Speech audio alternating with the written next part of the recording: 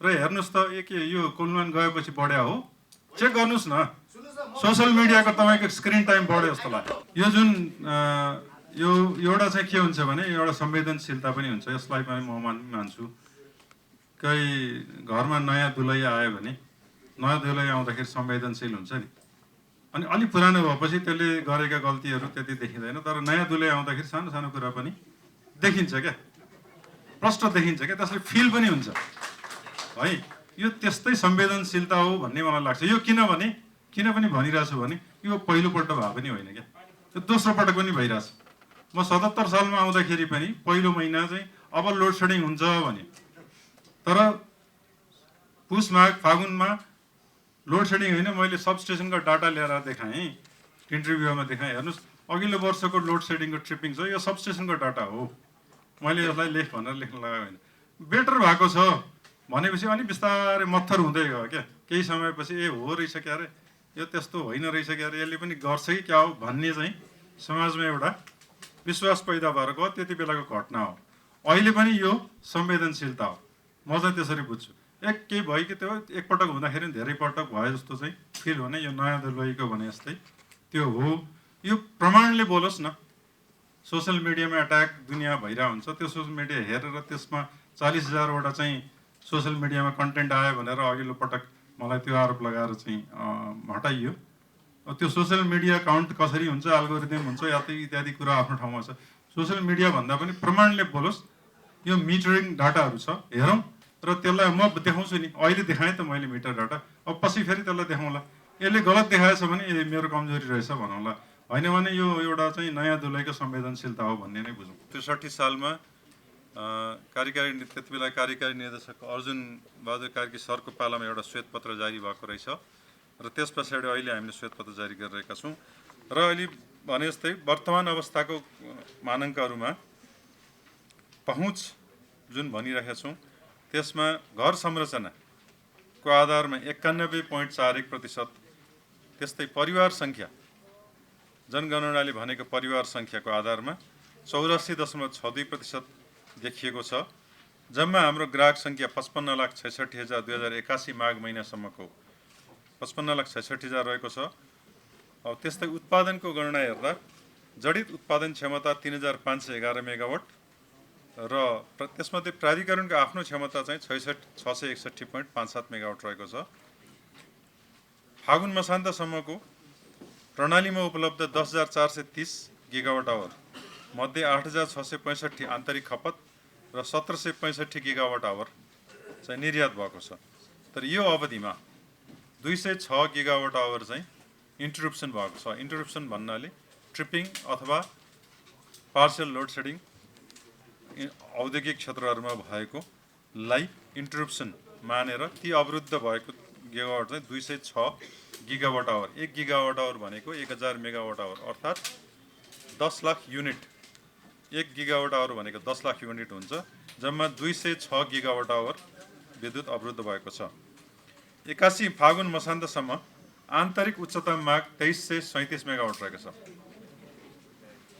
र यो चाहिँ यो आबको अन्तिमसम्ममा 2438 मेगावाट पुग्ने प्रक्षेपण रहेको छ। यसको पनि डिटेल विवरण रिपोर्टमा छ, यो कसरी प्राप्त भयो भन्ने। र अर्को एउटा महत्त्वपूर्ण तथ्याङ्क, गत आबमा प्रणालीमा चुहावट सहितको कुल राष्ट्रिय विद्युतको माग प्रति व्यक्ति 400 किलोवाट रहेको छ। यो हामीले प्राधिकरणले प्रकाशित गरेको एनुअल रिपोर्टमा उल्लेखित हो, त्यसैले यसलाई फेरि प्रमाणित गरिराखिएन। 400 किलोवाट आवर मध्ये चुहावट बाहेकको भन्नाले सिस्टम लस जुन हाम्रो 12.8% जुन भनिरहेको छौँ, त्यो घटाउँदाखेरि त्यो भनेको व्यक्तिको खपत होइन, यो प्रसारण र वितरणको लस हो। त्यसैले व्यक्तिको प्रति व्यक्ति खपत भनेर निकाल्दाखेरि 351 किलोवाट आवर हुने रहेछ।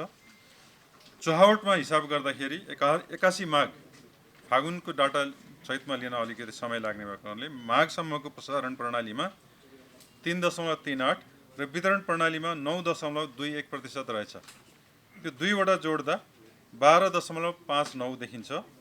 तर अहिले हामीले यसको चुहावटको गणना विधिमा पनि एउटा विधि स्थापित गर्नुपर्ने छ। त्यसमध्ये एउटा के हो भने हामीले गणना गर्दाखेरि निर्यातमा जाने विद्युत यदि हामीले अहिले भने जस्तै 10,000 मेगावाट अथवा 15,000 मेगावाट यदि निर्यात गर्न थाल्यौँ भने हाम्रो चुहावट अप्राकृतिक रूपमा 5% 4% सम्म देखिन जाने हुनसक्छ। त्यो किन भन्दा तल भाग लाग्ने निर्यात जुन हो त्यसको खास लस प्रसारणमा थोरै, त्यो पनि हाई भोल्टेजमा मात्रै हुन्छ र त्यो सिधै जति आयो त्यति नै बाहिर जान्छ। त्यसैले खास हाम्रो आन्तरिक चुहावट भनेको बाई डेफिनिसन यो निर्यात बाहेकको गर्नुपर्दा निर्यातलाई उत्पादन र बिक्री दुवैबाट घटाउँदा खुद आन्तरिक चुहावट 14.85% रहेको छ र यस्तो खालको चुहावट नै पछि पनि मानाङ्कको रूपमा चाहिँ नाप्दै जानुपर्छ। यो निर्यातले गर्दा घटेको चुहावटले हामीलाई मिसलिड गर्न सक्छ र भ्रम पार्न सक्छ भनेर निर्यातलाई घटाउने गरिकन यो स्थापित गर्न खोजेको हो र निर्यात आगामी दिनहरूमा निर्यात बढ्दै जाँदा चुहावट घटेको चाहिँ भन्ने आर्टिफिसियल भ्रम पर्न सक्छ भनेर निर्यातलाई घटाएर गर्नु राम्रो हुन्छ भनेर यो पनि आँकडा एउटा स्थापित गरेको छ। माग र आपूर्तिको असन्तुलन, एकातिर वर्षायामको विद्युत आंशिक रूपमा खेर गएको छ भने अर्कोतिर सुक्खायाममा विद्युतको माग पूर्ण रूपमा आपूर्ति गर्न सकिएको छैन। आगामी दिनमा यसको व्यवस्थापन अझ बढी चुनौतीको रूपमा देखिएको छ। प्राधिकरणको प्रक्षेपण अनुसार 82-83 को वर्षायाममा 2648 मेगावाट, यो 2648 मेगावाट अधिक हुने सर्प्लस हुने मेगावाट र 83-84 को वर्षायाममा 3316 मेगावाटसम्म अधिक अर्थात् जगेडा सर्प्लस विद्युत निर्यात हुनुपर्ने देखिएको छ। 82-83 को सुक्खायाममा तर त्यही समयमा 82-83 मा चाहिँ 791 मेगावाट र 83-84 मा 728 मेगावाट अपुग आयात गर्नुपर्ने देखिन्छ। यो दुईवटा आँकडा पनि यहाँ प्रस्तुत गर्नुको मुख्य उद्देश्य आगामी दिनहरूमा तुरुन्तै अब चाहिँ आयात जिरो हुने र हामी सेल्फ रिलायन्ट हुने भन्ने देखिँदैन। निकट भविष्यमा सम्मको वर्षहरूमा आयात जिरो हुने अवस्था देखिँदैन। आयात जिरो गर्नको लागि अहिलेको मार्गचित्रबाट अहिलेकै आयोजनाहरूबाट अगाडि बढ्दाखेरि अझै केही वर्षहरू हामीले आयात जिरो गर्न सक्दैनौँ भन्ने यो देखिन्छ। यसको दिगो समाधान र ऊर्जा सुरक्षाको लागि अर्ध जलाशय र पम्प जलाशययुक्त आयोजना र ब्याट्री ऊर्जा भण्डारण प्रणाली निर्माण गरी ऊर्जा भण्डारण गर्ने र सँगसँगै विद्युत खपतको वार्षिक वृद्धि दर हालको 12देखि 14%बाट बढाएर 20% पुर्याउन सबै प्रयास गर्नुपर्ने देखिन्छ। अब अर्को श्वेतपत्र अर्को पार्ट हो विद्युतको विश्वसनीयता। अब लोड सेडिङ भन्ने शब्दहरू अब यो चाहिँ हामीहरूले चाहिँ त बुझ्छौँ तर अलि पछाडिको जेनेरेसनले बुझ्दैन। अब त्यो युग त बितिसक्यो। अब चाहिँ को युग भनेको विश्वसनीय बिजुली कसरी विश्वसनीय बनाउने भन्ने हो। प्रसारण प्रणालीतर्फ अब 81-82 को फागुन मसान्तसम्म जम्मा 31 पटक, यो श्रावणदेखि फागुनसम्म जम्मा 31 पटक गरी 4 घण्टा 2 मिनट आंशिक प्रणाली ट्रिपिङ भएको छ। अब यो रिपोर्टमा नभए पनि हिजो 2 पटक आंशिक ट्रिपिङ भयो। यो पानी परेको समयमा हावाहुरी लागेर एउटा लामोसाँगो भक्तपुरको लाइन ट्रिप हुँदाखेरि आंशिक ट्रिपिङ भयो। त्यस्तै एकपटक ढल्केबारबाट मिर्चैयापट्टि गएको प्रसारण लाइनमा लाइटनिङ एरेस्टर फुटेर फेरि आंशिक ट्रिपिङ भयो। त्यसले चाहिँ के देखायो भने हाम्रो प्रणाली यति धेरै लगानी र यति धेरै खर्च गरिसक्दाखेरि पनि 6 खरबको हाम्रो सम्पत्ति भइसकेर यति धेरै प्रणालीमा सुदृढीकरण गरिसक्दाखेरि पनि हाम्रो प्रणाली एकदमै अझै पनि कमजोर रहेको छ। एउटा ठाउँमा ट्रिप हुँदा पुरै सिस्टम लैजान्छ। लामोसाँगो भक्तपुर ट्रिप हुँदा पनि सिस्टम ट्रिप र भक्तपुर ढल्केबार मिर्चैयापट्टि ट्रिप हुँदा पनि सिस्टम ट्रिप। यस्तो खालको ट्रिपिङ फागुनसम्म चाहिँ जम्मा 31 पटक गरी 4 घण्टा 2 मिनट भएको छ। त्यस्तै गरेर अर्को तथ्याङ्क छ वितरण प्रणालीमा देशभरि जडित 3 फेज स्मार्ट मिटर मध्ये करिब 48,000वटा मिटरहरूको चाहिँ डाटा हामीले यहाँ प्राप्त भयो। ती 48,000 मिटरको डाटामा 2081 श्रावणदेखि चैत्रसम्मको आधारमा वार्षिक औसत 825वटा ट्रिपिङ भएको छ। हरेक ग्राहकलाई औसतमा हुनसक्छ कुनै ग्राहकलाई 2000 पटक भयो होला, कुनै ग्राहकलाई 100 पटक भयो होला फागुनमा मसान्तसम्म। तर तर चैत्र मसान्तसम्म। तर औसतमा 825 पटक चाहिँ ट्रिपिङ भएको रहेछ। यो तथ्याङ्कले बोल्छ। अहिले जसरी भनिराखिएको छ बत्ती जान लाग्यो, बत्ती बढी गयो भनेर, यो एउटा संवेदनशीलता हो भन्ने लाग्छ। यो तथ्यले के देखिन्छ भने अहिले चैत्र मसान्तसम्ममा 825 पटक भएको छ। यो स्मार्ट मिटर यो कसैले ढाँट्ने कुरा पनि होइन, यसलाई न बढाउन सकिन्छ न घटाउन सकिन्छ। र त्यसको टोटल अवरोध हेर्दाखेरि 37 मिनट प्रति अवरोध, एक पटकमा 37 मिनट सालाखाला, त भनेको कुनै बेला 2 मिनटमा आयो होला, कुनै बेला 1 घन्टा लाग्यो होला, 2 घन्टा लाग्यो होला। 37 मिनट प्रति अवरोध र जम्मा 509 घन्टा औसतमा गएको छ ग्राहकमा। हरेक ग्राहकमा औसतमा 509 घन्टा। यसलाई अलिकति विचार गर्नुपर्ने हुन्छ र हामी अहिले कहिले आधी घन्टा 1 घन्टा जान साथै सोसल मिडियामा व्यापक रूपमा आउँछ विभिन्न नाम दिएर चाहिँ अब लोड सेडिङ गर्न लाग्यो कि के गर्न लाग्यो भनेर। यो तथ्याङ्कलाई अलिकति मनन गर्नुपर्ने हुन्छ।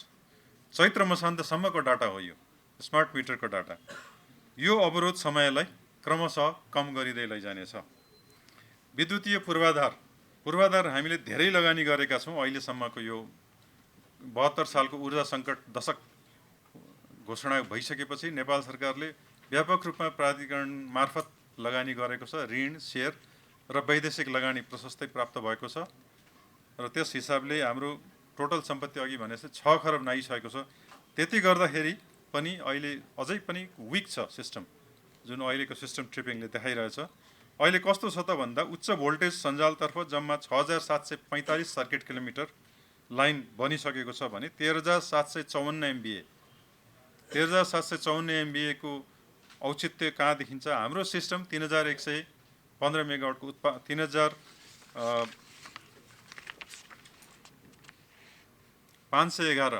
मेगावाटको उत्पादन क्षमता भएको सिस्टम हो र त्यसमध्ये करिब 2300 मेगावाटको चाहिँ डिमान्ड आपूर्ति गर्ने सिस्टममा 13714 MVA को सबस्टेसन सञ्चालनमा छन्।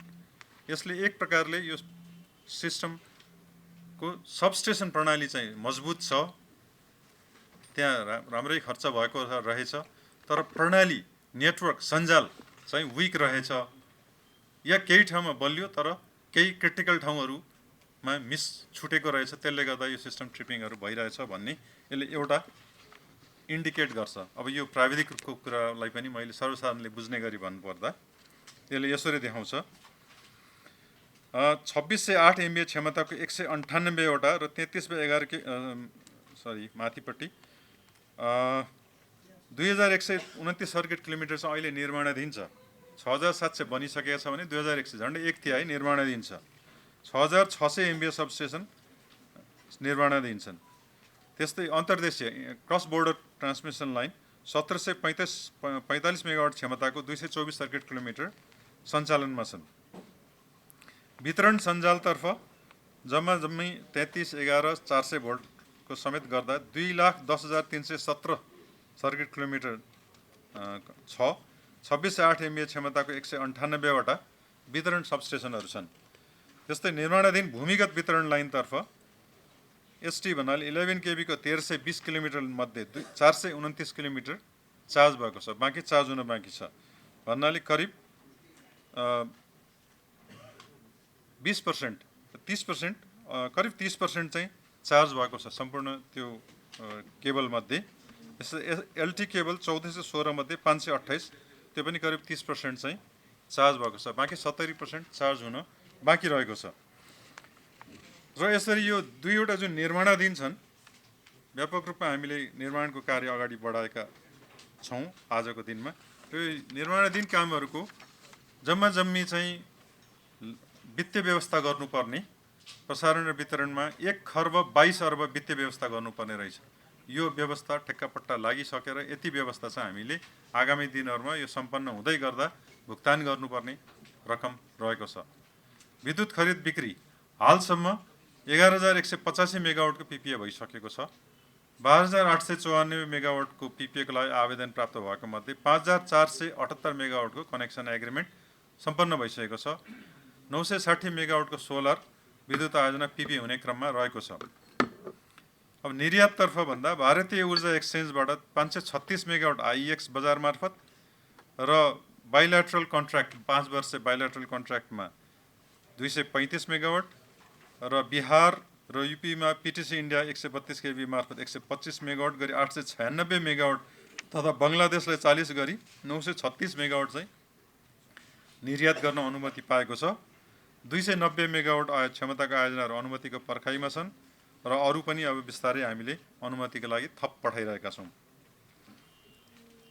भारतीय ऊर्जा एक्सचेन्जमा एउटा समस्या हरेक वर्ष अनुमति नवीकरण गर्नुपर्ने र केही समय भारतको एनर्जी सिस्टममा चाप परेको बेलामा सोलर आवरमा मात्रै उपलब्ध हुने र अहिले भारत सरकारले सहयोग गरेको जुन 11 घण्टा बाहेक रातिको समयमा पनि उपलब्ध गराइरहेको छ। अहिले मे 1 देखि 4 घण्टा गरी जम्मा 15 घण्टा उपलब्ध भइरहेको छ।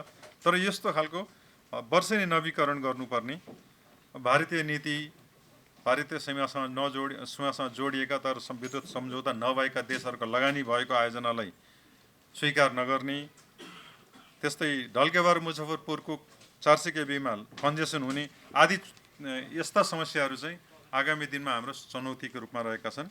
अब यी भए प्राविधिक पक्ष। यो प्राविधिक पक्षका अरू डिटेलहरू यहाँ विस्तृत रिपोर्टमा दिइएको छ र अब म वित्तीय अवस्थातिर जान चाहन्छु। वित्तीय अवस्थामा सम्पत्तिको अवस्था कुल 80-81 सम्म, प्राविधिकमा हामीले 81 माघ या फागुन या चैत मसान्तसम्मकै डाटाहरू लियौँ भने वित्तीय अवस्थामा 2080-81 को असार मसान्तसम्मको डाटा लिएर हेर्दा सम्पत्ति करिब 6 खरब 44 अरब छ।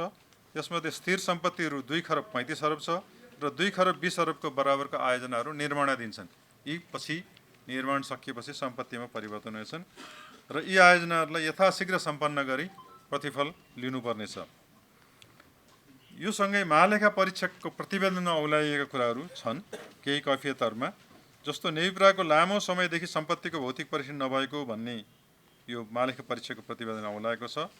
प्रचलित अभ्यास र फर्मेट अनुसार सम्पत्तिको रेकर्ड नराखिएको, स्थिर सम्पत्तिको लेखा सफ्टवेयर भन्दा एसेट म्यानेजमेन्ट सफ्टवेयरमा रु 37 करोड कम लेखाङ्कन भएको, स्थिर सम्पत्तिको रिकन्सिलेसन नभएको, गत आवमै नष्ट गरिसकेको सम्पत्ति यस आवमा पनि रेकर्डबाट हटाउन नहटाएको, र अरू यस्तै विभिन्न कैफियतहरू यहाँ जनाइएको छ।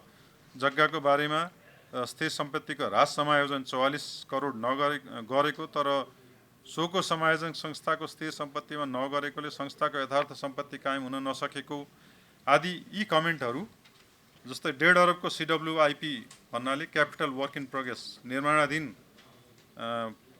सबस्टेसन ट्रान्समिसन लाइन या यस्तै निर्माणाधीन सम्पत्ति निर्माणाधीन कार्य पत्तै लाग्न नसकेको 1.5 अरबको, परियोजना सम्पन्न भइसकेपछि पनि 8 अरबको सम्पत्तिलाई स्थिर सम्पत्तिमा पुँजीकरण गर्नुपर्नेमा नगरिकन CWIP मै देखाइएको, इनामी नभएको रकमलाई 57 लाखलाई ऋण तथा पेस्कीमा देखाइएको, नाफा नोक्सान हिसाब खर्च लेख्नुपर्नेमा नलेखेको, विगत लामो समयदेखि 25 करोडको नगदलाई मार्गस्थ नगद भन्ने यी सबै जुन कमेन्ट हुन्, यो कमेन्ट अहिलेको यो श्वेतपत्र तयार गर्ने क्रममा लेखिएको होइन।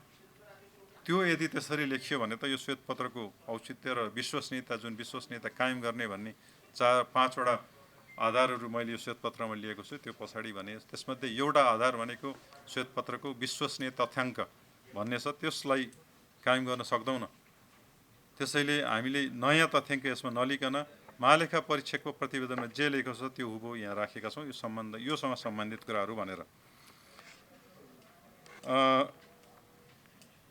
रु 2.88 अरब बराबरको प्राप्त गर्नुपर्ने आसामी पत्ता लाग्न नसकेको पनि लेखिएको रहेछ। यी सबै कुराहरू त्यहाँ लेखिएका छन्। अब यसलाई अब कसरी एड्रेस गर्ने त, यस्ता जुन कैफियतहरूलाई कसरी समाधान गर्ने, कसरी यसलाई आगामी दिनमा यसलाई चाहिँ महालेखा परीक्षकको प्रतिवेदन नपर्ने गरिकन जाने भन्ने कुराहरूको कदम म पछाडि भन्नेछु।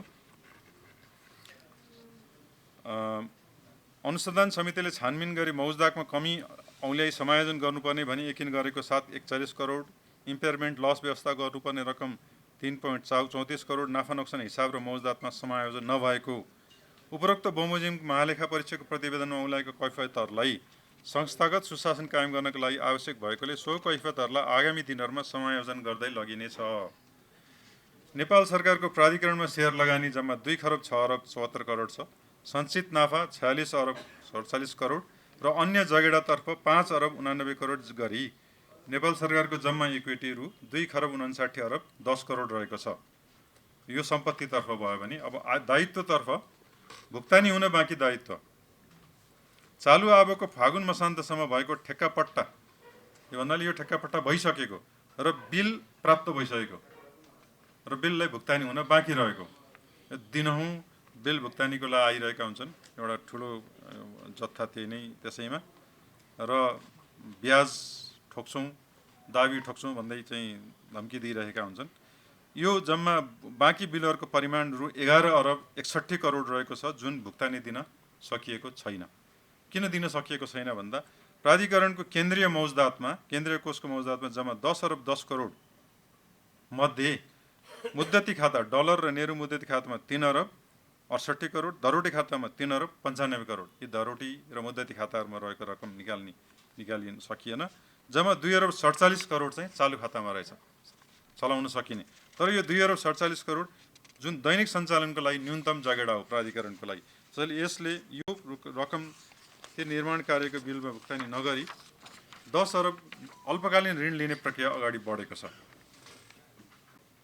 यसले देखाउन खोजेको के हो भने अहिले हामीले सम्पत्ति धेरै 6 खरबको देखाउँदै गर्दा र नाफा पनि यहाँ देखाउँदै गर्दा हामीसँग क्यास ब्यालेन्स चाहिँ छैन रहेछ र यो तथ्याङ्कलाई अब पत्याउने नपत्याउने आफ्नो हो। तर यदि क्यास ब्यालेन्स हुन्थ्यो भने 10 अरब नेपाल सरकारमा हामीले स्वीकृति लिन चिठी पठाइसकेका छौँ। अल्पकालीन ऋणको ब्याज पनि महँगो हुन्छ, त्यो ब्याज लिनुपर्ने अवस्था आउँदैन थियो। त्यो ऋण लिनु नै त्यो एउटा प्रुफ हो कि हामीसँग अहिले पैसा छैन। 10 अरब रुपियाँ चाहिँ हामीले अल्पकालीन ऋण लिने प्रक्रिया अगाडि बढेको छ। अब हरेक महिना हुने जगेडाबाट हुने नाफाले साउन मसान्तसम्ममा सायद यो पैसा तिर्न सकिने अवस्था हुन्थ्यो।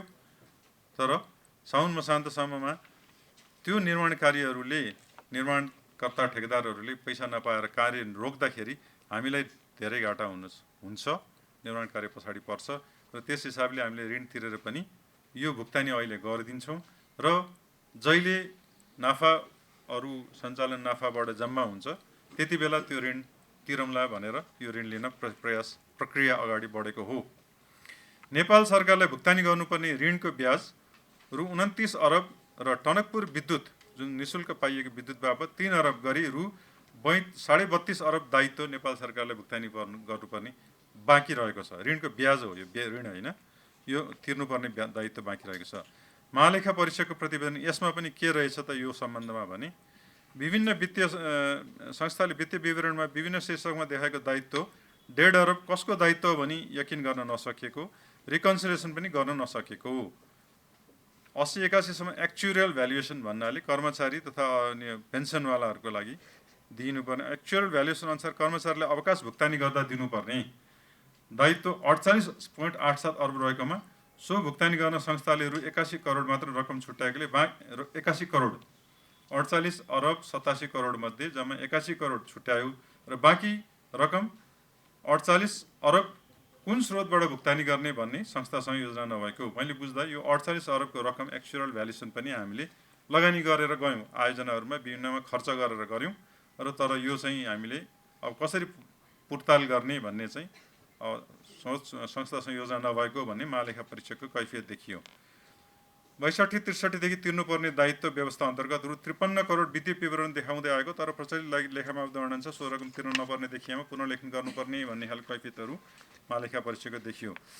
अब त्यस्तै ऋण तथा दायित्वमा नेपाल सरकारको आन्तरिक स्रोततर्फ 77 अरब 8 करोड र जम्मा वैदेशिक दायित्व निकायतर्फ 1 खरब 71 अरब 4 करोड गरी जम्मा 2 खरब 48 अरब 12 करोड नेपाल विद्युत प्राधिकरणको दीर्घकालीन ऋण रहेको छ। 2 खरब 48 अरब जुन कुल सम्पत्तिको करिब 40% हो, 39% हो। प्राधिकरणको कुल दायित्व करिब रु 3 खरब 85 अरब रहेको छ। नेपाल प्राधिकरणको कुल दायित्व भन्नाले ऋण तथा अरू दायित्वहरू, ऋण समेत र अन्य नेपाल सरकारलाई तिर्नुपर्ने र अन्य दायित्वहरू गरेर जम्मा 3 खरब 85 अरब विद्युत प्राधिकरणको तिर्नुपर्ने दायित्व रहेको छ। वित्तीय प्रतिबद्धता तथा सम्भावित दायित्व भन्नाले तिर्नुपर्ने हुन सक्ने दायित्वहरू, जस्तै अदालतमा रहेका मुद्दाहरूबाट हामी प्राधिकरणले तिर्नुपर्ने हुन सक्ने यस्तै विभिन्न प्रतिबद्धता तथा सम्भावित दायित्व, कम्पनीहरूलाई तिर्नुपर्ने भनेर राखिएको, कम्पनीको लगानी गर्ने भनेर छुट्याइएको रकम, यो सबै दुईवटै गरेर प्रतिबद्धता र सम्भावित दायित्व गरेर 69 अरब 57 करोड रहेको छ। र यो किन उल्लेख गरे भने यो पनि हामीले यदि तिर्नुपर्ने भयो भने व्यवस्था कहाँबाट गर्ने, यो सोच्नुपर्ने हुन्छ। यो प्राधिकरण विरुद्ध विभिन्न न्यायिक निकायमा विचाराधीन रहेका दाबी रकम सहितको मुद्दाहरूको सम्भावित दायित्व 2081 फागुन माससम्म 8 अरब 40 करोड पुगेको छ। यसैगरी प्राधिकरणले सहायक तथा सम्बद्ध कम्पनीहरूको प्रवर्धनका लागि कुल 41 अरब 13 करोड बराबरको संस्थागत जमानत प्रदान गरेको छ। यी आयोजनाहरू जुन कम्पनीहरूले बनाउँदैछन्, त्यो कम्पनीहरूले बनाउँदाखेरि ऋण लिँदाखेरि प्राधिकरणले जमानत बसिदिने गरेको छ। तामाकोशी, अप्पर तामाकोशी, मोदी आदि कम्पनीहरूले ऋण लिँदाखेरि सञ्चय कोष, नागरिक लगानी कोष आदि कम्पनी सबैहरूलाई संस्थागत जमानत माग्दाखेरि प्राधिकरणले दिएको जमानत करिब 41 अरबको जमानत चाहिँ 41 अरब 13 करोड बराबरको संस्थागत जमानत प्रदान गरेको छ। जस्तै मिडल मर्स्याङ्दी आयोजना भनौँला अथवा कुनै अरू आयोजनाहरूको मूल्याङ्कन गरेर त्यसलाई चाहिँ जमानत प्रदान गरेको छ। यो पनि एक प्रकारको दायित्व। त्यो संस्था, त्यो कम्पनीले विद्युत उत्पादन गर्न सकेन, घाटामा गयो भने अनि त्यसले तिर्न नसकेको दायित्व म तिर्छु भनेर चाहिँ गरेको दायित्व। बाँकी बक्यौतातर्फ 81 असाढ मसान्तसम्मको डेडिकेटेड फिडर तथा ट्रङ्क लाइनतर्फको रु 23 अरब 44 करोड सहित 2081 फागुनसम्म प्राधिकरणको जम्मा बक्यौता रु 44 अरब 54 करोड रहेको छ। डेडिकेटेड फिडर तथा ट्रङ्क लाइनतर्फको 23 अरब 44 करोड मध्ये पहिलो खण्ड 72 साउनदेखि पौषसम्मको 1 अरब 42 करोड, दोस्रो खण्ड 72 माघदेखि 75 सम्मको 6 अरब 11 करोड र तेस्रो खण्ड 2075 जेठ 2077 सम्मको 9 अरब 1 करोड र चक्रिय जरिवाना रकम रु 6 अरब 90 करोड रहेको छ। उपरोक्त अनुसारको बक्यौता असुलीको लागि प्राविधिक रूपमा प्रमाण जुटाउनु पर्ने छ भने पहिलो खण्ड र तेस्रो खण्डको रकमको हकमा अदालतमा विचाराधीन रहेको छ। नेपाल सरकारबाट कोभिड छुट, किसान केन्द्र लगायत शीर्षकमा दिइएको छुट बापतको रकम 14 अरब 10 करोड बराबरको रकम शोध भर्ना प्राप्त गर्न बाँकी छ, जुन विगतका वर्षदेखि बाँकी रहे आएको भए तापनि नेपाल सरकारबाट प्राप्त हुन सकेका छैन। यसरी डेडिकेटेड फिडर त ट्रङ्क लाइनतर्फको र अन्य सहित जम्मा जम्मी 32 अरब 5 करोड पुराना बक्यौताहरू, यो अन्य सहितका बक्यौता जम्मा 32 अरब 5 करोड रहेको छ र नियमित बक्यौता 12 अरब 49 करोड रहेको छ। यो रनिङ बक्यौता हो र जम्मा जम्मी 44 करोडको बक्यौता रहेको छ। अब यसमा पनि महालेखा परीक्षणको कैफियत के छ भने यस संस्थाले खिम्ती जलविद्युत आयोजनाको आजसम्म पनि स्वामित्व हस्तान्तरण गरि नलिएकाले संस्थाको सम्पत्ति तथा दायित्वको यथार्थ यकिन नभएको र सो कारणबाट महालेखा परीक्षकको कार्यालयले जारी गरेको प्रतिवेदन अनुसार संस्थालाई 80-81 को अन्त्यसम्ममा 12 अरब 58 करोडको थप दायित्व सिर्जना हुन जाने देखिन्छ भन्ने यो त्यो प्रतिवेदनको भनाइ छ। भन्नाले यति रुपियाँ चाहिँ अहिले हामीले 2 रुपियाँमा चाहिँ इन्टरिम एग्रिमेन्ट भनेका छौँ। भोलि जे जस्तो दरमा फाइनल हुन्छ त्यो दरमा लिने दिने, बढी भए लिने, कम भए तिर्ने भन्ने हिसाबले चाहिँ गरेका छौँ र त्यसमा यदि तिर्नु पर्यो भने 12-49 करोड भन्ने यो चाहिँ महालेखा परीक्षकले भनेको बक्यौता रहेको छ। यो पनि सम्भावित दायित्व हो। अब प्राधिकरणको नाफा नोक्सानी। अब 2080-81 सम्म प्राधिकरणको कुल सञ्चित नाफा करिब 46 अरब 47 करोड रहेको प्रतिवेदनले देखाउँछ। यो हाम्रो 80-81 को लेखा प्रतिवेदन हो। चालु आबको फागुन मसान्तसम्म 9 अरब 48 करोड त्यही प्रतिवेदनमा आधारित भएर निकालिएको छ। तर आयकर ऐनको प्रावधान, आयकर ऐनमा जुन थप राजकट्टी एक्सेलरेटेड डिप्रिसिएसन मेथड छ त्यो अनुसार गरिएको विद्युत प्राधिकरणको नाफा नोक्सान गणना गर्दा हालसम्म कुल 5 अरब 26 करोड नोक्सानीमै रहेको देखिन्छ। त्यस उसले नेपाल विद्युत प्राधिकरणले आम्दानी नाफा गरेर नाफामा आयकर तिर्नु परेको छैन। तर टिडिएस भन्नाले सुरुमै अग्रिम आयकरहरू तिरेर त्यस बापत लिनुपर्ने रकम प्राधिकरण नेपाल सरकारबाट रहेकै छ। महालेखाको प्रतिवेदन अनुसार लेखा परीक्षण प्रतिवेदनमा औँल्याएको बुँदाहरूमध्ये 7 अरब 19 करोड खर्च नलेखेको, फेरि यो चाहिँ यही सम्बन्धमा नाफा नोक्सान सम्बन्धमा महालेखा परीक्षकको कैफियतहरू 7 अरब 19 करोड खर्च नलेखेको, 4 अरब 72 करोड रुपियाँ आम्दानी बढी लेखाङ्कन गरेको, बढी आम्दानी लेखाङ्कन गरेको तथा 29.91 करोड आम्दानी नबाँधेको देखिन्छ। समग्रमा आर्थिक वर्ष 2080-81 मा देखाएको नाफा नोक्सान हिसाबमा थप समायोजन गरी यी जति कैफियतहरू छन् ती सबैलाई समायोजन गरी नाफा नोक्सान कायम गर्नुपर्ने देखिन्छ भन्ने यो महालेखा प्रतिवेदन हो। अहिले हामीले यसैलाई यथास्थितिमा नाफा नोक्सान कायम गर्दा यो नाफा नोक्सानले फेरि विवाद जन्माउन सक्छ। त्यसैले यसलाई हामीले यथास्थितिमा यही शब्दमा श्वेतपत्रमा उल्लेख गरेका छौँ। यी नाफा नोक्सान, दायित्व, सम्पत्ति आदि विषयमा लेखिएका कैफियतसहित अन्य अरू के कस्तो वास्तविकता हो भन्ने बारेमा हामीले ड्यु डिलिजेन्स अडिट गरेर त्यसले देखाएको चिजलाई मात्रै हामी थप श्वेतपत्रमा उल्लेख गर्नेछौँ भनेर अहिले हामीले त्यसलाई जोडेर यति नाफा वा यति घाटा भनेर चाहिँ यहाँ उल्लेख गरेनौँ। यो विवादित तथ्याङ्क हुन सक्छ भनेर यसलाई हामीले उल्लेख गरेनौँ।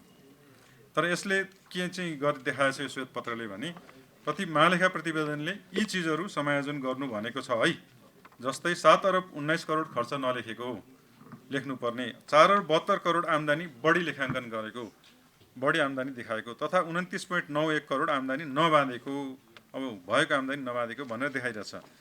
यसरी महालेखा परीक्षकको प्रतिवेदनमा औँल्याइएको कैफियत र नेविप्राले तयार गरेको वास्ला तथा नाफा नोक्सान विवरण आदिमा मूलभूत रूपमा फरक पर्न गएकोले यस संस्थाको वास्तविक आर्थिक अवस्था पहिचान गर्ने र प्रस्तुत तथ्याङ्कको विश्वसनीयता कायम गर्ने हेतुले प्राधिकरणको वित्तीय, प्राविधिक तथा व्यवस्थापकीय पक्षहरूको विस्तृत विश्लेषण, मूल्याङ्कन लगायत सम्पत्ति तथा दायित्वको यथार्थ अवस्था सुनिश्चित गर्नका लागि ड्यु डिलिजेन्स अडिट डिडिएको प्रक्रिया अगाडि बढाइनेछ।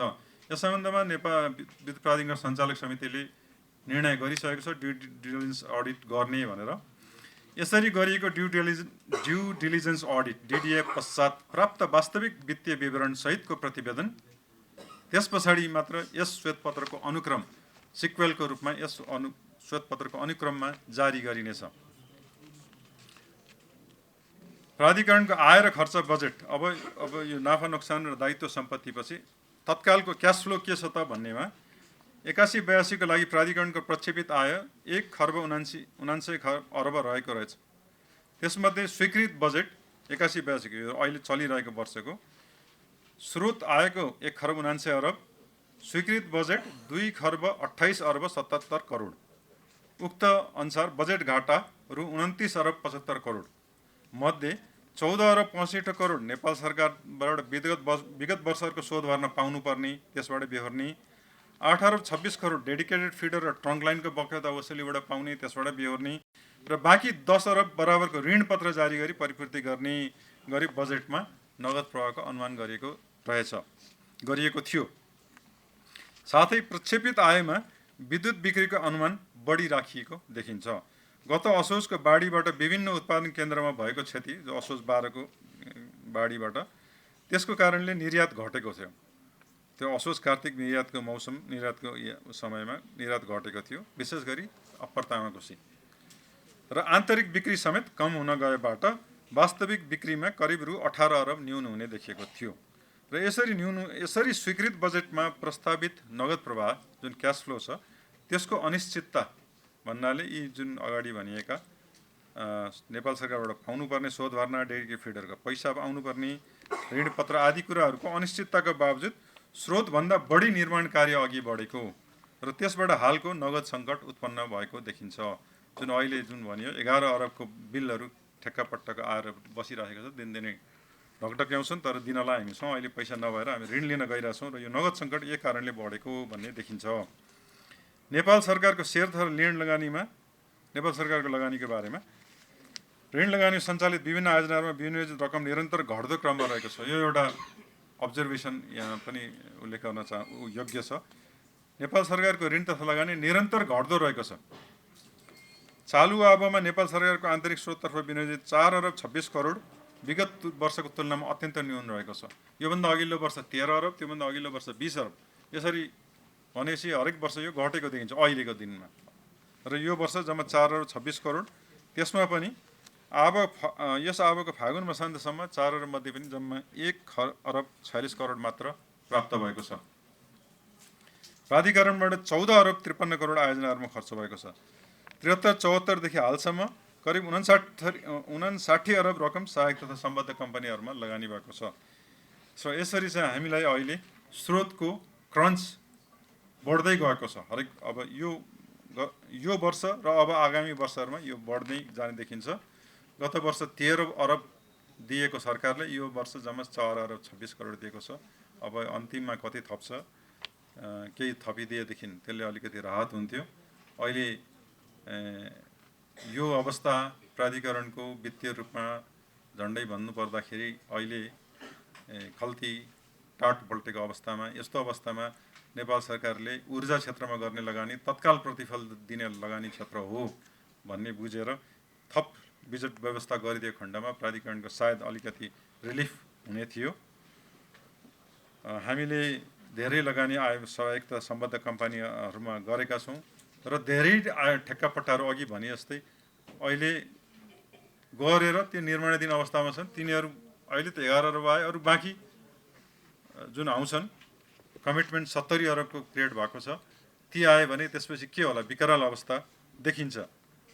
नेपाल सरकारले यदि पैसा थप ऋण लगानी नदिने हो भने प्राधिकरण त्यो पैसा तिर्नको लागि कहाँ कुन ठक्कर कति खानुपर्ने हो र कसरी गर्ने हो, त्यसको लागि नेपाल सरकारको सहयोग अत्यन्तै जरुरत छ।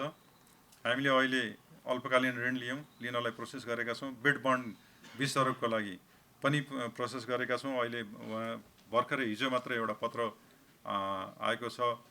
बिड बन्ड के कति कारणका लागि चाहियो र यसलाई कसरी फिर्ता भुक्तानी गर्ने भन्ने आदि कुराहरू सोधेर पठाउनु भएको छ। हामी त्यसको तुरन्तै दिन्छौँ र यी विभिन्न उपायहरू गरेर हामी अब यसलाई कोसिस त गर्छौँ, तर नेपाल सरकारको सहयोग त अत्यन्तै जरुरत छ।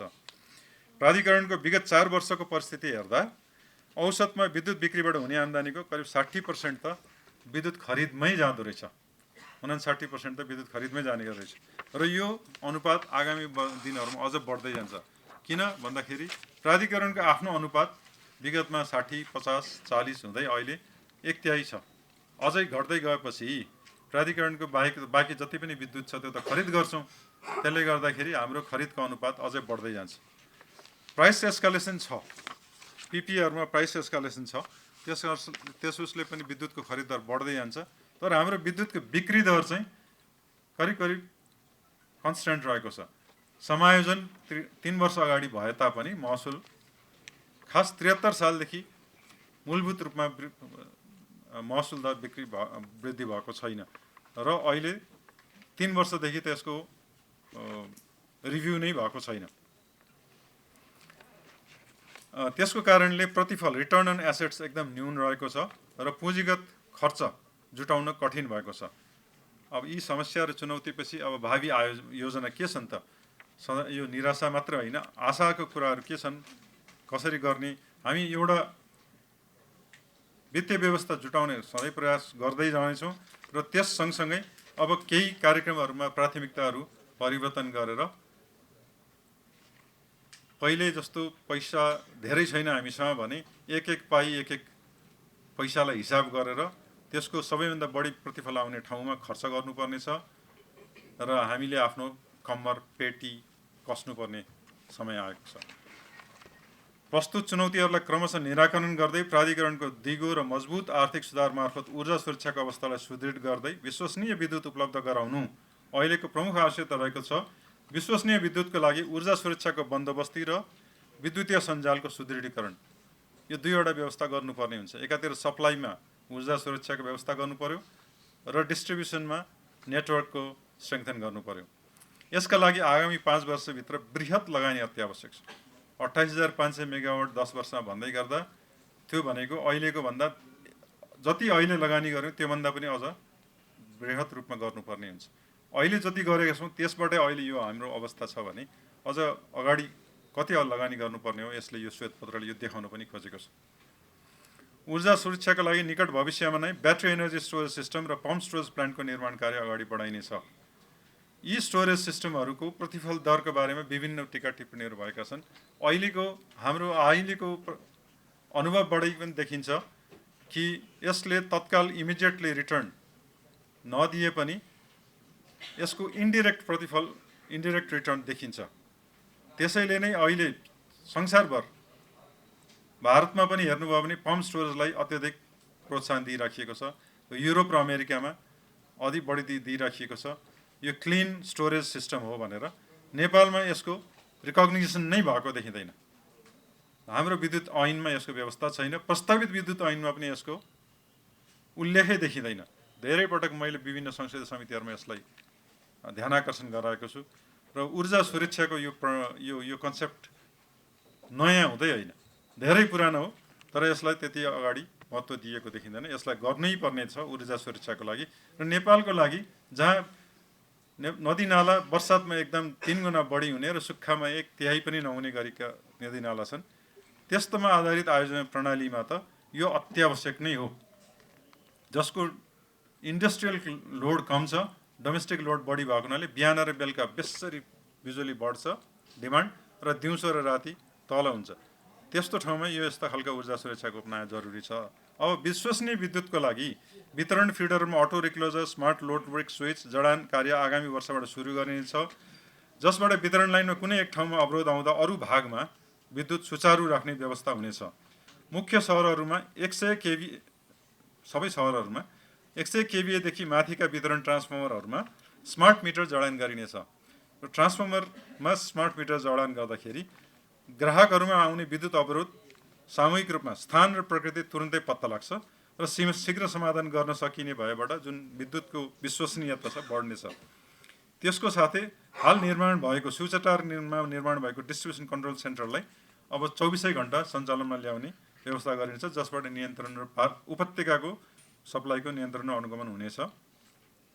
नेपाल सरकार नेविप्रा दात्री निकाय समेतको सहयोगमा आगामी 2 वर्षभित्र सम्पूर्ण जिल्लाहरूलाई विद्युतीकरण गरिनेछ भन्नाले करिब 5% वडाहरूमा विद्युतीकरण हुन बाँकी छ र ती जिल्लाहरूमा विद्युतीकरण गरिनेछ।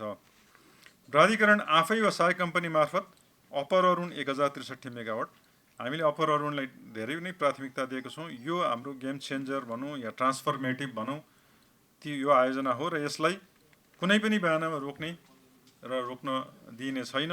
यसलाई हामी अगाडि बढाउँछौँ। हामीले चिलिमे पनि त्यस्तै च्यालेन्जिङ अवस्थामा बनाएका हौँ। अहिले हेर्दाखेरि अप्पर अरुणको अगाडि चिलिमे केही पनि होइन, तर त्यति बेलाको त्यो वातावरण हेर्नुभयो भने अप्पर अरुणको भन्दा त्यति बेला चिलिमेको अझ बढी ठुलो चुनौती थियो। कसैले विश्वासै गर्दैन थियो नेपालीले 1 मिटर टनल पनि खन्न सक्छ भनेर, अथवा 1 मिटर ट्रान्समिसन लाइन पनि बनाउन सक्छ भनेर। नेपालीले सक्दैन भन्ने वातावरणमा चिलिमे बनाएको हो भने अहिले 1063 बनाउनलाई हामीलाई त्यति ठुलो चुनौती होइन, हामीले यो बनाउनु नै पर्छ। Uttar Ganga 828 megawatt, Dudhkoshi 670 megawatt, Sunkoshi 3 683 megawatt, जलाशययुक्त जावा तिला 70 मेगावाट, अर्धजलाशयुक्त आयोजना लगायतका जलविद्युत आयोजनाहरूको निर्माण गरिनेछ। न्यू बुटवल लमही, तिङ्ला, दुधकोशी, ढल्केवर, अरुण इनरुवा यस्ता 400 केबीका लाइनका केही नामहरू यहाँ राखियो। अरू 132 केबीका लाइनहरू धेरै नै छन्। इनरुवा, न्यू पूर्णिया, लम्की, दोदोधारा, बरेली र चमेलिया जलजीबी तथा चिलिमे हब केरुङ, यो चाइनापट्टि चिलिमे हब केरुङ र उत्तराखण्डपट्टि चमेलिया जलजीबी र अरू यी 4 लाइनहरू चाहिँ अन्तर्देशीय प्रसारण लाइनहरू को निर्माण कार्य अगाडि बढाइनेछ। उत्पादन, प्रसारण र वितरण प्रणालीको लागि आगामी 5 वर्षभित्र निर्माणाधीन आयोजनासहित करिब 6 खरबको बजेट आवश्यक हुने, त्यसमध्ये 4 खरब वैदेशिक र 2 खरब आन्तरिक स्रोतबाट जुटाइने लक्ष्य एउटा महत्त्वाकांक्षी लिएको छ। प्राधिकरणमा हाल सिर्जित दायित्वहरूको प्रभावकारी व्यवस्थापनका लागि अल्पकालीन ऋण परिचालन गर्नेका साथै नेपाल सरकार समक्ष थप बजेटको प्रस्ताव गरिनेछ। लागत र लाभ, कस्ट र बेनिफिटको विश्लेषणको आधारमा मात्र आयोजनाहरूको प्राथमिकीकरण गरी आवश्यक लगानी जुटाउन, स्थानीय स्रोतको परिचालन, राष्ट्रिय पुँजी बजारमा विभिन्न औजारहरू प्रयोग गरेर स्थानीय स्रोतको परिचालन गरिनेका साथै अन्तर्राष्ट्रिय वित्तीय संस्था जस्तै एसियाली विकास ब्याङ्क, वर्ल्ड ब्याङ्क लगायतसँग सहकार्य गरिनेछ। विगत 3 वर्षदेखि विद्युत महसुल समायोजन नभएकोले समयानुकूल विद्युत महसुल समायोजन गर्न आवश्यक पहल गरिनेछ। मन्त्री परिषदको निर्णयअनुसार डेडिकेटेड तर ट्रङ्क लाइनको बक्यौता प्रचलित विद्युत वितरण तथा सङ्कलन विनियमावली अनुसार असुलीको प्रक्रिया तत्काल अगाडि बढाइनेछ। सडक बत्ती तथा सरकारी बक्यौताका साथै अन्य बाँकी बक्यौता नेपाल सरकारको सहयोगले असुल गरिनेछ। प्रतिबद्धता 5 वटा प्रतिबद्धता छन्। 1 ऊर्जा सुरक्षा, 2 विश्वसनीय विद्युत, 3 वित्तीय व्यवस्थापन, 4 विश्वसनीय र पारदर्शी तथ्याङ्क र 5 दक्ष जनशक्ति। नेपाललाई ऊर्जामा आत्मनिर्भर बनाउनलाई प्राधिकरणले दीर्घकालीन समाधानको लागि जलाशयुक्त आयोजना, मध्यकालीन पम्प स्टोरेज आयोजना र अल्पकालीन BESS ब्याट्री स्टोरेजलाई प्राथमिक साथ अगाडि बनाइन्छ। यसका अलावा विद्युत आयात निर्यात मार्फत ऊर्जा असन्तुलनलाई व्यवस्थापन गरिनेछ। विश्वसनीय विद्युत ग्राहकहरूलाई विश्वसनीय विद्युत सेवाको सुनिश्चितताको लागि प्रसारण र वितरण सञ्जाल सुदृढीकरण र ऊर्जा सुरक्षाको उपायहरू अपनाई ग्राहक वर्गसम्म विश्वसनीय विद्युत पुर्याइनेछ। यसको मानाङ्कको रूपमा SAIFI supply average interruption frequency index, supply average interruption duration index, CAIDI जस्ता अन्तर्राष्ट्रिय अभ्यास रहेका विश्वसनीयताको मानाङ्कहरूलाई स्थापित गरेर क्रमशः सुधार गर्दै लगिनेछ। वित्तीय व्यवस्थापनमा प्राधिकरणमा देखिएको तरलता व्यवस्थापनको लागि अल्पकालीन ऋण लिने र दिगो वित्तीय व्यवस्थापनको लागि विद्युत महसुल समायोजन गर्नुका साथै आन्तरिक बाह्य नवीनतम वित्तीय उपकरणहरू इनोभेटिभ फाइनेन्सियल इन्स्ट्रुमेन्ट्सहरू जस्तै बन्ड, डिभेन्चर आदिको प्रयोग र क्लाइमेट फाइनेन्सिङ आदि जस्ता स्रोतको अधिकतम परिचालन गरिनेछ। आन्तरिक नियन्त्रण प्रणालीलाई व्यवस्थित गर्दै आय अभिवृद्धि, बेरुजु फर्चौट, बक्यौता वसुली, जोखिम व्यवस्थापन, स्वावट नियन्त्रण तथा खर्चमा मितव्ययिता कायम गर्ने लगायतको उपायहरू अपनाई सुदृढ वित्तीय व्यवस्था अनुशासन लागू गरिनेछ। विश्वसनीय र पारदर्शी तथ्याङ्क प्राधिकरणको प्राविधिक तथा वित्तीय तथ्याङ्कहरूमा एकरूपता र अन्तर्वार्ताका लागि ERP, RMS जस्ता आधुनिक सफ्टवेयर प्रणालीलाई प्रयोगमा ल्याइनेछ। प्राधिकरणले सार्वजनिक गर्ने महत्त्वपूर्ण सूचकाङ्क र तथ्याङ्कहरूलाई विश्वसनीय र पारदर्शी बनाउन सोको गणना विधिहरू समेत सार्वजनिक गरिँदै लगिनेछ। दक्ष जनशक्ति संस्थाको उद्देश्य प्राप्तिको लागि त्यहाँको मानव स्रोतको भूमिका महत्त्वपूर्ण हुने गर्छ र संस्थाको हित त्यही मानव स्रोतको कार्य सम्पादनमा भर पर्ने हुन्छ। तसर्थ न्यायिकताको मानव स्रोतको प्रभावकारी व्यवस्थापनको लागि कर्मचारीहरूलाई प्रविधि मैत्री, प्रतिस्पर्धी, व्यावसायिक बनाउनुको साथै कर्मचारीको कार्यदक्ष अभिवृद्धि गर्न तालिम नीतिलाई अविलम्ब कार्यान्वयन गरिनेछ। अन्तमा नागरिकहरूमा भरपर्दो र गुणस्तरीय विद्युत सेवा पुर्याउने अठोट गर्दै ऊर्जा क्षेत्रमा आत्मनिर्भर हुने तथा आन्तरिक खपत हुन नसकेको विद्युत निर्यात गरी देशको समृद्धिमा टेवा पुर्याउने प्रतिबद्धता व्यक्त गर्दछौँ। नेपाल विद्युत प्राधिकरण सरोकारवाला सबैबाट साथ सहयोग र शुभेच्छा प्राप्त हुने अपेक्षा राखेका छौँ। हकमा हामीले के भनेको छौँ भने दुईवटा योभन्दा अगाडि अहिले जुन यो 80-81 को जुन प्रतिवेदन तयार भएको छ त्यो 80-81 को प्रतिवेदनमा बक्यौता चाहिँ दोस्रो खण्डको बक्यौता चाहिँ पाइन्छ भनेर त्यसको बक्यौता चाहिँ बजेटमा व्यवस्थापन गरेको छ तथ्य। यहाँ कुनै मैले जति पनि यहाँ लेखेको छु कुनै पनि अङ्क बाहिरबाट जोडेर या घटाएर आएको छैन। जे छ त्यो लेखापरीक्षणको प्रतिवेदनहरूबाट र प्राधिकरणले प्रस्तुत गरेको वसलातहरूबाट निकालेर राखिएको छ। यो निकाल्नलाई हाम्रै टोली नै प्राधिकरणको टोली तयार भएरबाट तयार गरिएको हो। सो पहिलो कुरा चाहिँ मैले यो राखेँ। कुनै पनि तथ्याङ्क चाहिँ यसमा थप जोड या घटाउ गरेर निकालिएको होइन। त्यसभित्र के भन्नु खोजेको भने बक्यौताको लागि दोस्रो खण्डको रकम चाहिँ आउनेछ र त्यो चाहिँ आम्दानी भनेर हुनेछ यही आर्थिक वर्षमा 81-82 मा भनेर त्यस बमोजिमको बजेट बनाइएको छ र त्यो बजेटमा त्यो रकम नआउँदाखेरि तर त्यो आउँछ भनेर निर्माण कार्य ठेक्कापट्टा लगाइसक्दाखेरि त टाट त एक हिसाबले हामीलाई पैसा त नहुने भयो त्यो भयो। तर बक्यौता अब के गर्ने त बक्यौता भन्दा अहिले मैले यहाँ पनि भनेकै छु यसलाई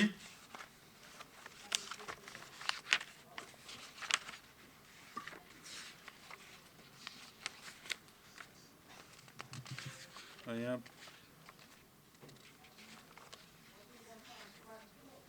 यो बाँकी बक्यौता उपरोक्त अनुसारको बक्यौता वसुलीको लागि प्राविधिक रूपमा प्रमाण जुटाउनु पर्ने छ भन्ने चाहिँ मन्त्री परिषदको निर्णय छ यो उसको छ। त्यो गरेरै हामी यसलाई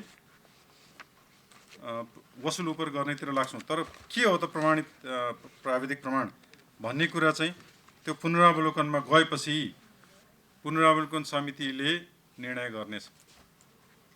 पुनरावलोकन समितिमा जानको लागि बाटो मार्ग प्रशस्त होस्, सहज होस् भनेर यसभन्दा अगाडि भएको व्यवस्थालाई सहज बनाउनको लागि 5% धरोटीमा काम पनि गऱ्यौँ।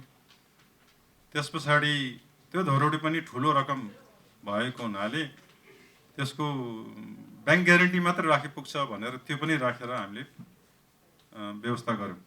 अब हेर्नु यो छ कि ती उद्योगी व्यवसायीहरू जसको रेगुलर बिल पछाडि थप प्रिमियम शुल्कको बिल गएको छ र तिर्दैन भनेर बसिराख्नु भएको छ, उहाँहरूलाई यति बाटो खोलिसकेपछि उहाँ इमान्दारीपूर्वक आउनुहुन्छ कि आउनुहुन्न।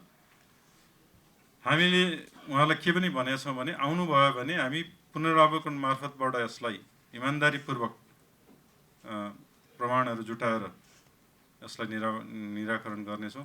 त्यहाँबाट चित्त बुझेन भने त अदालतले तपाईँहरूलाई भनेकै छ त, पुनरावलोकन नभइकन तपाईँ आउनुभयो, त्यही भएर तपाईँको निर्णय खारेज भनेर, तपाईँको मुद्दा खारेज भनेर भनिरहेछ।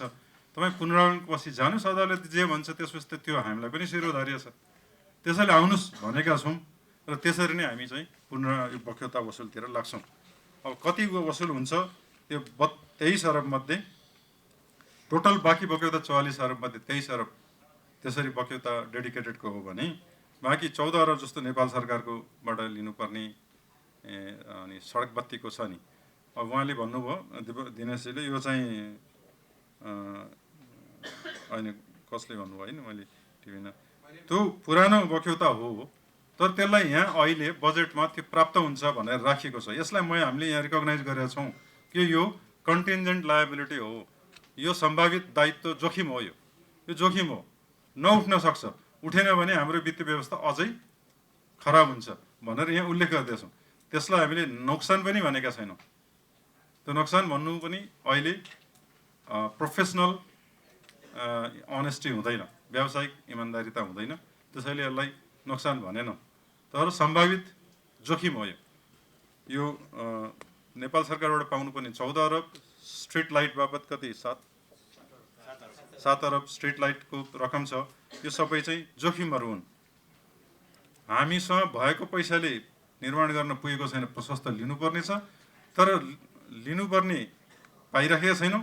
त्यो बाहेक हामीले अहिले नदेखेको तर तिर्नुपर्ने हुनसक्ने सम्भावित दायित्वहरू पनि प्रशस्तै छ। जस्तो खिम्तीको दायित्व भयो, अदालतमा परेका मुद्दाहरूको अस्ति भर्खर चमेलियाको एउटा निर्णय भएर आयो तिर ब्याजसहित भनेर होइन, त्यस्ता विभिन्न यस्ता दायित्वहरू छन्। त्यो तिर्नु पऱ्यो भने के हुन्छ त, यो सुतुरमुर्गले बिरालो बालुवामा टाउको लुगाएर यो खतरा टर्दैन, खतरा यो है भनेर बाहिर निकालिदिने। अब यसको कारणले महसुल दर बढाउनुपर्छ या सरकारले ऋण लगानी गर्नुपर्छ, त्यो त सरकारले गर्ने हो।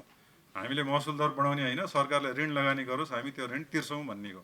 तर ऋण घट्दै गयो हरेक वर्ष, 20 अरबबाट 13 अरब, 13 अरबबाट 4 अरब, 4 अरबबाट यो वर्ष अब कति आउने हो, त्यो पनि हामीले यहाँ इङ्गित गर्न खोजेको। यसले चाहिँ उहाँ त्यो सचेत र त्यसमा चाहिँ होस् भन्ने हिसाबले।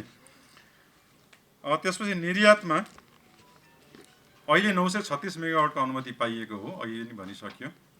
त्यसबाहेक भारतमा 235 मेगावाटको स्विच अनुमतिको लागि लेखिएको छ। अहिले थप केही आयोजनाहरू फेरि थपिएर गएका छन् र त्यो जतिसुकै भए तापनि अहिले हाम्रो फिजिकल लिमिट छ।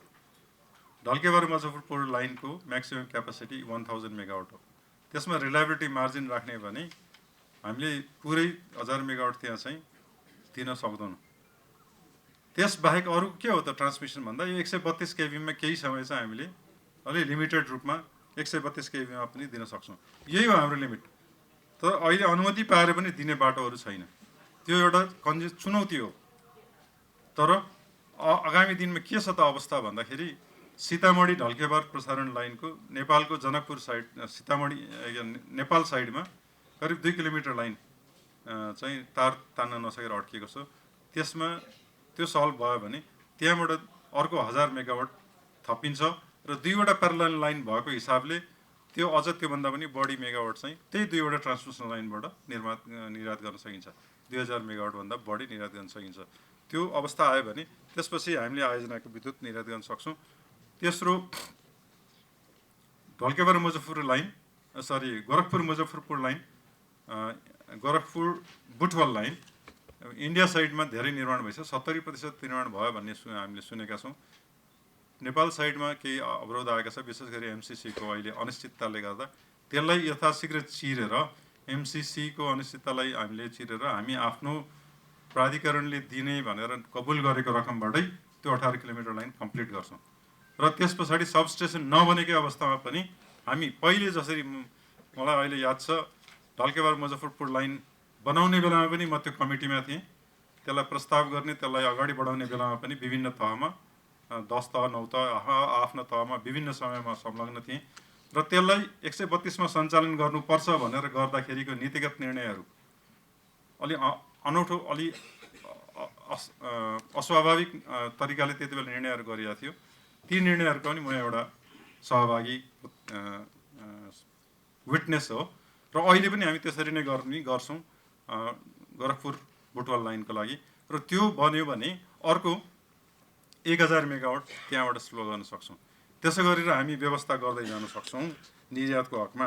कति निर्यात भन्ने कुरा अनुमति भन्दा पनि अझ यो फिजिकल इन्फ्रास्ट्रक्चरले हामीलाई रोक्ने भन्दा पनि रोक्ने हुन्छ र त्यसमा हामी क्लियर छौँ। अब सेन्ससको हिसाबले 92.2% परिवारलाई विद्युत छ भन्नुभयो, सही हो। सेन्ससको हिसाबले हामीले भन्यौँ 84%। डिफरेन्स के हो त भन्दा यो नयाँ 92.2% मा ग्रिड जडित भनेको छैन, सम्पूर्ण परिवारले पाउने विद्युत हो। त्यो भनेको वैकल्पिक ऊर्जा क्षेत्रमा सोलर, साना हाइड्रो तिनीहरूबाट पाएका सम्पूर्ण परिवारले 92%ले पाएको छ। हाम्रो विद्युत चाहिँ 84%ले पाएको हो भने। 10 अरब डिपोजिटको कुरा गर्नुभयो। 10 अरब डिपोजिट हुँदाहुँदै किन चाहिँ ऋण लिने भन्ने कुरामा यो 10 अरब डिपोजिट मध्ये त्यहाँ लेखिएको छ डलर डिपोजिटहरू छ। डलर डिपोजिट डलरमा कुनै पनि बेला तिर्नु पर्दा आफूलाई चाहिन्छ, त्यो डलर डिपोजिट छ। सुरक्षा धरोटी डिपोजिट छ, त्यो सुरक्षा धरोटी अझ ठेकेदारले लिन आयो भने तिर्नुपर्ने हुन्छ। हुन त अब यहाँ प्रेसमा भन्नु हुने नहुने हो, अब सुरक्षा धरोटी लिन आएको पैसा पनि तिर्न नसकेर रोकिरहेका छौँ। उहाँहरू अब अदालत जाँदै हुनुहुन्छ, त्यो अवस्था छ। त्यसैले यो सुरक्षा धरोटी केही जति राखिया छ त्यसलाई निखन्न मिल्दैन भनेर चालु खातामा जम्मा 2 अरब मात्रै छ। त्यसैले नै हामीले यो अल्पकालीन ऋण लिन थालेको हो। र अल्पकालीन ऋणको महत्त्व नै जब चाहिँ हामीसँग आम्दानी हुन्छ, बढिरहेको हुन्छ, त्यो हामी तिर्छौँ। अहिले निर्माण कार्यलाई रोक्नु हुँदैन। आज 1 महिना रोक्यो भने 2 महिनापछि ऋण तिर्नु भन्दा आज 1 महिना रोकिँदाखेरि त्यसको असर निर्माण कार्यमा धेरै पर्छ। 1 महिना रोकिँदा 3 महिना पछाडि जान्छ प्रोजेक्ट भन्ने हिसाबले त्यसलाई छिटो गरौँ भन्ने हो। अब अझैसम्म सकिएको छैन, म आएको 1 महिना भइसक्यो, त्यो पैसा तिर्न सकिएको छैन। अब महसुल बढाउनु खोज्या हो भन्ने कुरामा जे पर्छ त्यो गर्नु पर्यो। कि त ऋण दिनु पर्यो हजुर, कि महसुल बढाउनु पर्यो, कि हाम्रो अब यो नाफा के अरे उसको दायित्वहरूलाई मिलान गरिदिनु पर्यो, केही त गरिदिनु पर्यो। न त छैन त पैसा, अब के गर्ने, ढाँटेर कति लुकाउने, भएको कुरा यही हो।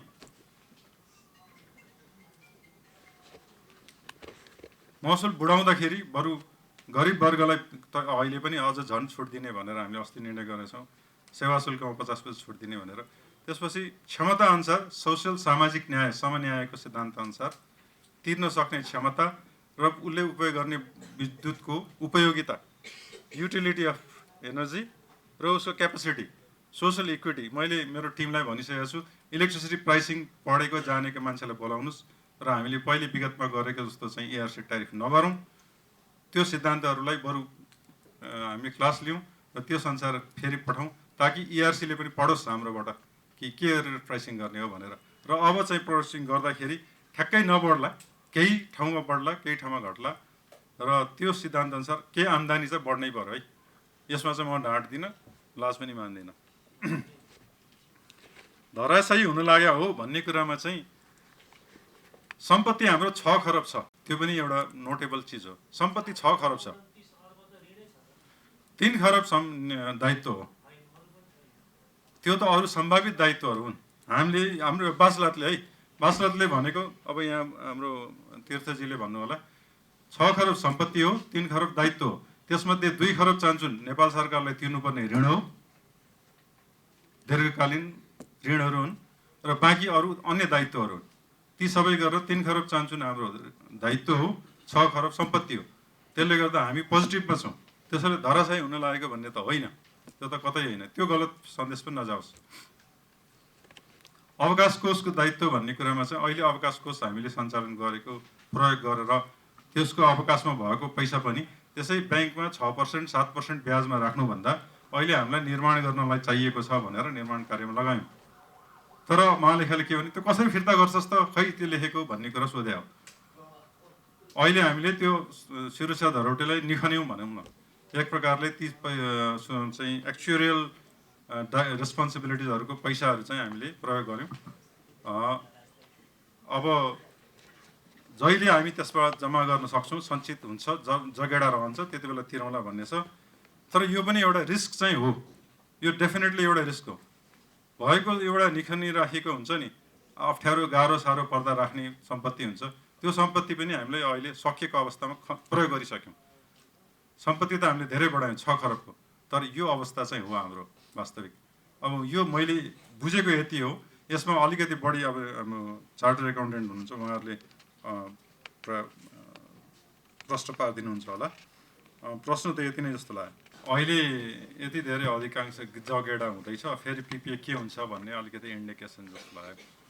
पिपिएको बारेमा एउटा चाहिँ के चाहिँ पहिले बुझ्नुपर्छ, यहाँसँग अनुरोध गर्न चाहन्छु भने जलविद्युतको अधिकांश त हाइड्रो डोमिनेटेड पावर सिस्टम भएको देशहरूमा नेपाल होला अथवा प्याराग्वे उरुग्वे होला अथवा यस्तै अथवा कजाकिस्तान होला, हाइड्रो डोमिनेटेड सिस्टम भएको देशहरूमा यो एक प्रकारको नियति हो।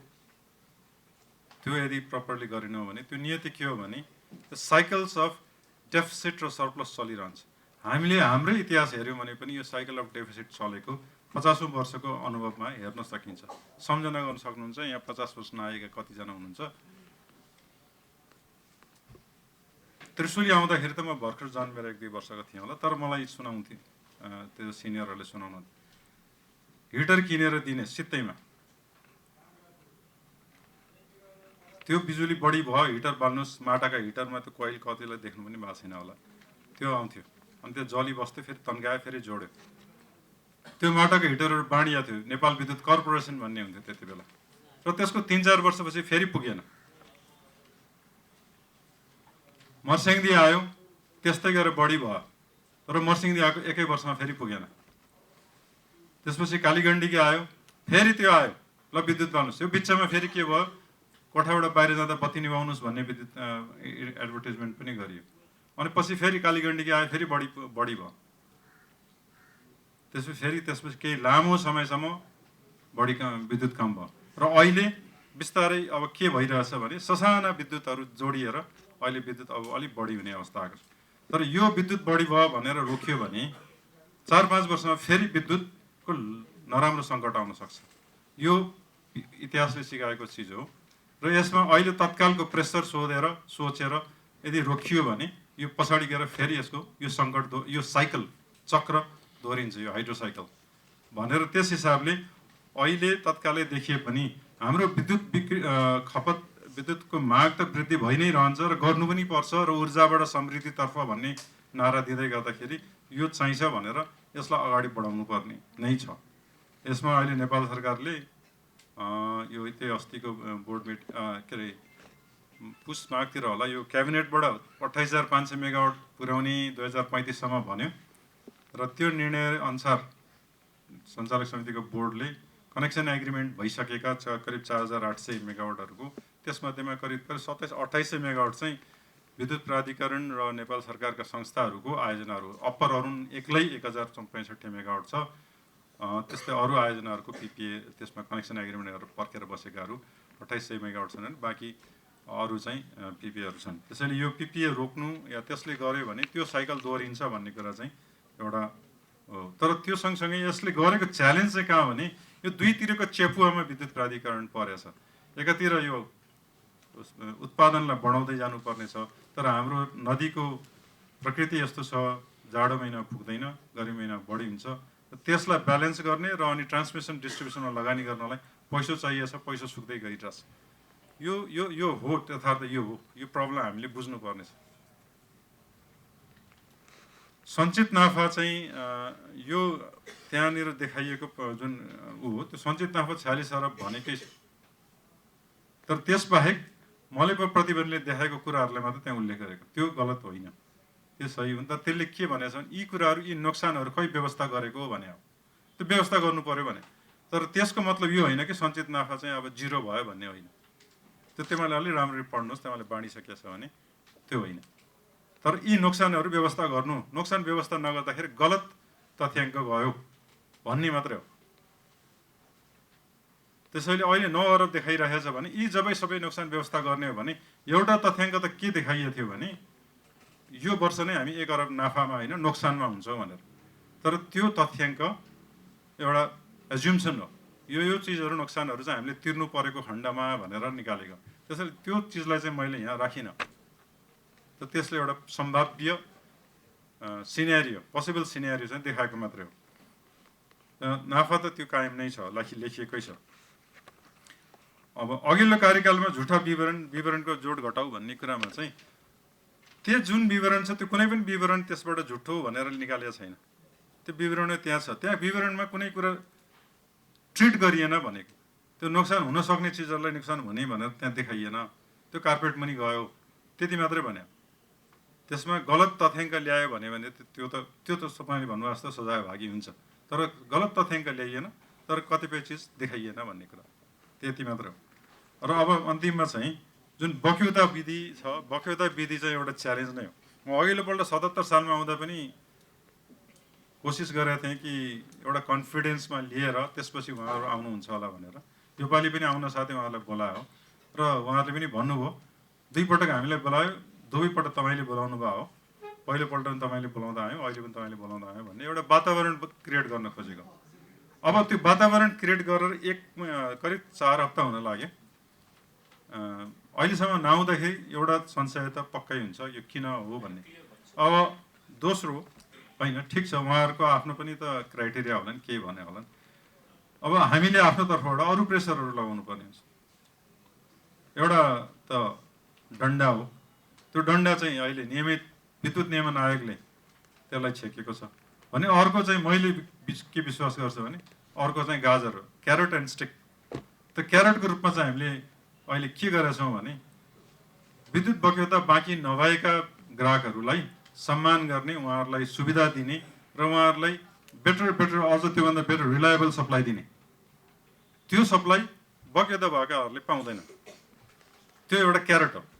र त्यो चाहिँ अहिले हामीले निर्णय गरि पनि सकेका छौँ। देशभरि सबैभन्दा बढी बिजुली खपत गर्ने 10 जना विद्युत ग्राहकहरूलाई, तर बशर्त यो कि 2 महिनाभन्दा बढी बिजुली बक्यौता बाँकी हुनु हुँदैन। त्यस्ता ग्राहकहरूलाई हामीले अत्यन्त महत्त्वपूर्ण ग्राहक, अमग्राह, मोस्ट इम्पोर्टेन्ट कन्ज्युमर MIC भनेर सम्मान पत्र प्रदान गर्छौँ र उहाँहरूलाई दिइने सुविधाहरू त्यहाँ उल्लेख गरेका छौँ। उहाँहरूको कम्प्लेन्ट इमिडिएटली रेस्पोन्ड गर्ने, त्यहाँ विद्युत सप्लाई इन्टरप्सन भयो भने इमिडिएटली त्यसमा ध्यान दिने र आफ्नो बजेटले भ्याएसम्म त्यसलाई वैकल्पिक विद्युतको आपूर्तिको पनि व्यवस्था गर्ने। यी कामहरू गर्दै जाँदाखेरि त्यो सँगैको जसले बाँकी बक्यौता राखेर बसेर अटेर गरेर बसेको छ उसलाई एक प्रकारको प्रेसर हुन्छ भन्ने एउटा हो। अब त्यो बाहेक अर्को डन्डा प्रयोग गर्ने जहिले दिन्छ त्यति बेला प्रयोग गरौँ। अहिले त हामीले यी उपायहरू नै गर्दैछौँ। यो प्रदेशका 10 वटा, राष्ट्रिय स्तरका 10 वटा प्रयोग र त्योभन्दा मुन्तिर बढी विद्युत प्रयोग गर्ने बाँकी बक्यौता नभएका 10 वटा, हरेक प्रोभिन्सका 10 वटा र त्यस्तै गरेर हरेक वितरण केन्द्रका 10 जना ग्राहकहरूलाई सम्मान गर्ने, उहाँहरूलाई हौसला बढाउने र उहाँहरूलाई हामी तपाईँहरूको नजिक छौँ, तपाईँ हामी प्रतिद्वन्दी अथवा एकअर्काको शत्रु होइन, वर्ग शत्रु होइनौँ।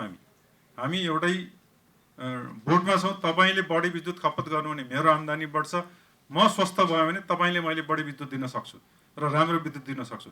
त्यसैले एक अर्काको हामी सिम्बायोटिक र एउटै बोटमा छौँ है भन्ने चाहिँ उहाँहरूलाई भावना दिलाएर उहाँहरूसँग जाने अलिकति हाम्रो वितरण केन्द्र प्रमुखहरूलाई पनि यसले प्रेसर पार्छ यो नीति पछाडि के तपाईँहरू जानुहोस्, हाकिम पाराले बस्ने होइन, विद्युत कर्मी ग्राहक जसरी एउटा व्यापारीले ग्राहक चाहिँ भगवान हो भन्छ त्यस्तै गरेर हामीले पनि ग्राहकलाई मान्यता दिने त्यसबाट विद्युतको खपत बढ्नलाई सहयोग पुग्छ।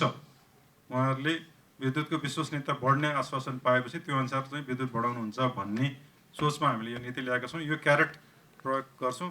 त्यसबाहेक अरू के गर्न सकिन्छ, अब कतिपय स्ट्राटेजीहरू बोल्न पनि नसकिन्छ भनिहाल्दाखेरि त्यो त्यसले त्यसको औचित के अरे प्रभावकारिता पनि सकिन्छ। तर हामी यसमा चाहिँ लाग्छौँ। लाग्नुहोस् र हेर्नुहोस् त यो कुलमान गएपछि बढ्या हो, चेक गर्नुहोस् न। सोसल मिडियाको तपाईँको स्क्रिन टाइम बढ्यो जस्तो लाग्यो। यो जुन यो एउटा चाहिँ के हुन्छ भने एउटा संवेदनशीलता पनि हुन्छ। यसलाई पनि म मान्छु। कोही घरमा नयाँ दुलही आयो भने नयाँ दुलही आउँदाखेरि संवेदनशील हुन्छ नि। अनि अलि पुरानो भएपछि त्यसले गरेका गल्तीहरू त्यति देखिँदैन। तर नयाँ दुलही आउँदाखेरि सानो सानो कुरा पनि देखिन्छ क्या, प्रष्ट देखिन्छ क्या, त्यसले फिल पनि हुन्छ है। यो त्यस्तै संवेदनशीलता हो भन्ने मलाई लाग्छ। यो किन पनि भनिरहेको छु भने यो पहिलोपल्ट भए पनि होइन क्या, त्यो दोस्रो पटक पनि भइरहेछ। म 77 सालमा आउँदाखेरि पनि पहिलो महिना चाहिँ अब लोड सेडिङ हुन्छ भने, तर पुस माघ फागुनमा लोड सेडिङ होइन। मैले सबस्टेसनका डाटा ल्याएर देखाएँ, इन्टरभ्यूमा देखाएँ। हेर्नुहोस् अघिल्लो वर्षको लोड सेडिङको ट्रिपिङ छ, यो सबस्टेसनको डाटा हो। मैले यसलाई लेख भनेर लेख्न लगाएको होइन। बेटर भएको छ भनेपछि अलिक बिस्तारै मत्थर हुँदै गयो क्या। केही समयपछि हो रहेछ क्या अरे, यो त्यस्तो होइन रहेछ क्या अरे, यसले पनि गर्छ कि क्या हो भन्ने चाहिँ समाजमा एउटा विश्वास पैदा भएर गयो। त्यति बेलाको घटना हो। अहिले पनि यो संवेदनशीलता हो, म चाहिँ त्यसरी बुझ्छु। केही भयो कि त्यो एकपटक हुँदाखेरि धेरै पटक भयो जस्तो चाहिँ फिल हुने, यो नयाँ दुलहीको भने जस्तै त्यो हो। यो प्रमाणले बोलोस् न। सोसल मिडियामा एट्याक दुनियाँ भइरहेको हुन्छ, त्यो सोसल मिडिया हेरेर त्यसमा 40,000वटा चाहिँ सोसल मिडियामा कन्टेन्ट आयो भनेर अघिल्लो पटक मलाई त्यो आरोप लगाएर चाहिँ हटाइयो। त्यो सोसल मिडिया काउन्ट कसरी हुन्छ, एल्गोरिदम हुन्छ इत्यादि कुरा आफ्नो ठाउँमा छ। सोसल मिडिया भन्दा पनि प्रमाणले बोलोस्। यो मिटरिङ डाटाहरू छ, हेरौँ र त्यसलाई म देखाउँछु नि। अहिले देखाएँ त मैले मिटर डाटा, अब पछि फेरि त्यसलाई देखाउँला। यसले गलत देखाएछ भने मेरो कमजोरी रहेछ भनौँला। होइन भने यो एउटा चाहिँ नयाँ दुलहीको संवेदनशीलता हो भन्ने नै बुझौँ।